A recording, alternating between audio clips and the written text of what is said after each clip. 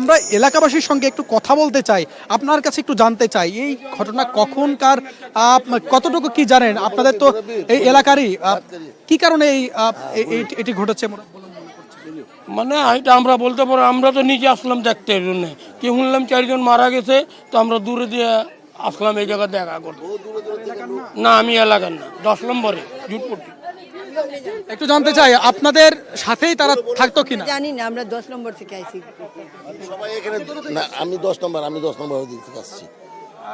শুনছিলেন এখানে তাদের মরদেহের কথা শুনতে পেয়ে, অর্থাৎ তারা যে এই ঘটনার শোনার পরপরই আশপাশের এলাকার মানুষজন এসে ভিড় করছেন।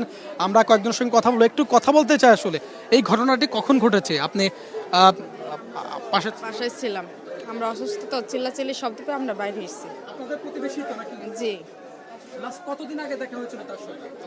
ভাই, আমি তো কাজ করি মেডিকেলে, ঠিক আছে, আমি এতটা বাইর হই না, এই এটুকু চিল্লাচিল্লি শুনে আমরা বাইরে এসেছি। দেখছেন সতীর্থরা যারা স্থানীয় যারা রয়েছেন, তারা তারা আহাজারি করছেন। অনেকের চোখে দেখছি পানি পড়ছে, চোখ দিয়ে বেয়ে পানি পড়ছে। আমরা অনেকেই এখানে, বিশেষ করে নারীরা এখানে ভিড় করছেন যারা এখানকার ছিলেন। পাশাপাশি আশপাশের যে সকল এলাকা রয়েছে, বিশেষ করে বিহারি ক্যাম্পের আশেপাশে যে সকল মানুষ রয়েছে, তারাও এখানে এসে ভিড় জমাচ্ছেন। আইনশৃঙ্খলা বাহিনী মরদেহগুলো সোহরাওয়ার্দী মেডিকেল কলেজ মর্গে নিয়ে যাওয়ার যে প্রস্তুতি, সেই প্রস্তুতি নিচ্ছে তারা। কিছুক্ষণের মধ্যেই সেটি নিয়ে যাওয়া হবে। আপনি নিশ্চয়ই দেখতে পাচ্ছেন যে এখানে বেশ কিছু বিষয় সিআইডি টিম উদ্ধার করেছে, যে সকল জিনিসপত্র উদ্ধার করেছে। একটু একটু একটু কথা বলতে চাই, কি কি আলামত আপনারা উদ্ধার করেছেন? এই সকলকে ওনার বাসায় পাওয়া গিয়েছে। এই আলামতগুলো কোথা থেকে উদ্ধার করেছেন?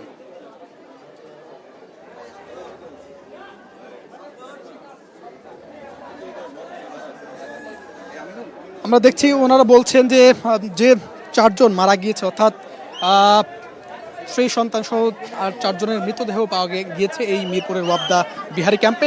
সেখান থেকেই এই আলামতগুলো উদ্ধার করা হয়েছে। আপনি নিশ্চয়ই দেখতে পাচ্ছেন যে আশপাশের প্রচুর মানুষের ভিড় সমাগম। একটু জানতে চাই, আপনার এই প্রতিবেশী কিনা যারা মারা গিয়েছে? জানি না, আমরা এই জায়গা থাকি না, আমরা ওই পাশে থাকি, এনতে আইছি। 10 নম্বর, 12 নম্বর, 11 নম্বর আমরা তো আর দেখতে পারি না, আমরা দেখতে পারি না। এই গুণা ঘটনা দেখতে পারি কিন্তু তা নিয়ে কেউ নাই। ওনার কোনো আত্মীয় স্বজন আছে কিনা এখানে? আমরা বাইরে থেকে এদিকে আইছি দেখতে বলি না। যেটি আসলে উল্লেখ্য, এখানে প্রচুর মানুষের সমাগম, বিশেষ করে পাশের এলাকার মানুষ এখানে এসেছেন, কারণ এটি বিহারি ক্যাম্প, ঘনবসতি জায়গা, যার কারণেই তাদের আত্মীয় স্বজনকে না পেলেও এখানকার দৃশ্যপট দেখে মনে হচ্ছে যে তাদের যে সতীর্থ বা আশপাশের মানুষজন যারাই শুনতে পেয়েছেন এমন ঘটনা, একই বাসা থেকে 4 জনের মরদেহ, একটি বড় ঘটনা, সেই ঘটনার দেখতে তারা এসেছেন। তবে এখন পর্যন্ত আমরা আত্মীয় স্বজনকে পাইনি। আমরা দেখছি যে সিআইডি টিম এখানে কাজ করছেন, বেশ কিছু বিষয়ে এখানে আলামত জব্দ করেছেন।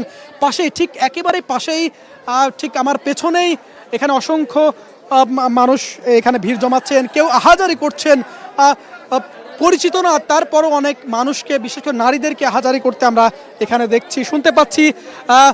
অপরদিকে 4টি মরদেহ যে মর্গে নিয়ে যাওয়ার যে প্রস্তুতি, সেই প্রস্তুতিও আইনশৃঙ্খলা বাহিনী এখান থেকে সেই কার্যক্রম চালাচ্ছেন। আপনি নিশ্চয়ই দেখতে পাচ্ছেন যে এটি বিহারি ক্যাম্প, এবং ঠিক এই বাসাটি থেকেই সেই 4টি মরদেহ উদ্ধার করা হয়েছে। এখানকার বেশ কয়েকজন জানিয়েছেন এটি আত্মহত্যা হতে পারে। পাশাপাশি আইনশৃঙ্খলা বাহিনীর পক্ষ থেকে জানানো হয়েছে, আমি কিছুক্ষণ আগে তাদের সঙ্গে কথা বলছিলাম, তিনি জানাচ্ছিলেন যে হয়তোবা এটি আত্মহত্যা হতে পারে।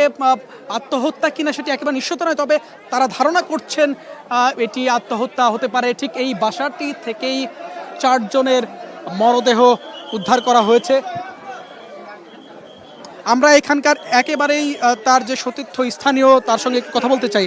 আপনি এই ঘটনা আসলে কখন ঘটেছে, বা আপনি তাকে চিনেন? আমি তাকে চিনি, ছোট ভাই, মানে এলাকায় বনজামে আমি লাগি। আমি সকাল 10:30 বাজে এখানের থেকে আমার দোকানে চলে গেছি। এই সময় কোনো আলোচনা চিল্লাচিল্লি আলাপ পাই নাই কে। তারপরে 11টার পরে আমার মেয়ে আমাকে ফোন দিয়েছে, আব্বু এলাকার ভিতরে একটা দুর্ঘটনা হয়েছে, তুমি কি জানো? আমি বললাম না তো। এই ঘটনা এক পরিবার 4 জন সদস্য মারা গেছে, 2 বাচ্চা, স্বামী স্ত্রী। আমি ওই মুহূর্তে দোকানটা ফালাইয়া দৌড়াইয়া আসছি, আসার পর তো এই পর্যন্তই চলতেছে। কারণ কেন কি করছে এটা তার পরিবারের ভাই যে পাশে থাকে সেও বলতে পারে না যে আমার ভাই কেমনে মরলো, এই পর্যন্ত আমি জানি। এখন আমরা না আত্মীয় না, এলাকাবাসী। এখন আমার ধারণা কি এদের সাথে কোনো দণ্ড নাই, কি ওর সাথে কোনো পারিবারিক ভেজাল নাই।